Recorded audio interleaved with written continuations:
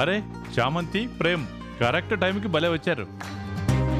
చూడండి వాళ్ళ నమ్మకాలు ఎలా నీరు కారిపోయాయో.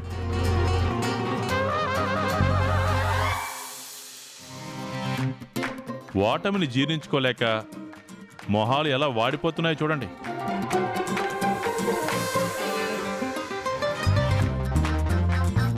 ఇంకా ఇంకా ఇవ్వండి, ఖుషీగా ఉంది. అస్సలు వదలొద్దండి, వీళ్ళు కుళ్ళి కుళ్ళి ఏడవాలి. ఏమైందమ్మా నిషా?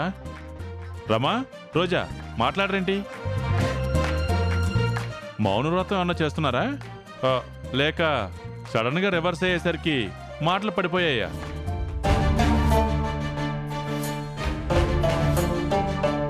హర్ష, ఏదో అయ్యింది.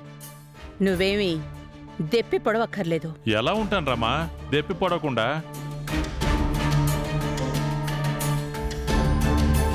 నేను చిలక్క చెప్పినట్టు చెప్పాను.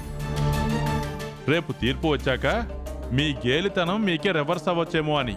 అది ఓ పక్కన మనసులో పెట్టుకోండి అని చెప్పాను. మీకే రేపు పనికొస్తాయి అన్నానా? ఏమైంది?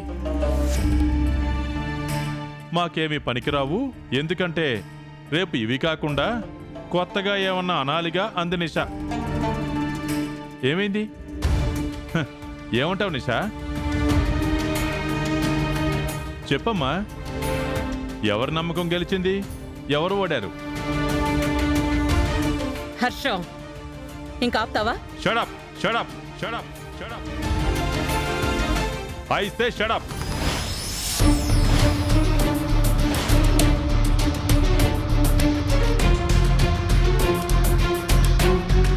పెద్దదానివి చిన్నవాళ్ళు తప్పు చేస్తుంటే సరిదిద్దాల్సిన దానివి నువ్వే వాళ్లతో కలిసిపోయి తప్పుల్ని ప్రోత్సహిస్తావా? ఆ అమ్మాయికి ఉన్న అహంకారానికి వత్తాసు పలుకుతావా? సాటి మనిషి పట్ల జాలి లేని ఆ పిల్లకి సపోర్ట్ చేస్తావా? ఇదా రమా నీ పెద్దరికం? ఏమంటున్నావు హర్ష? ఆ పని దానికి సపోర్ట్ చేస్తే మంచిదన్నంటావా? మళ్ళీ చెప్తున్నాను, న్యాయానికి చేయమంటున్నాను.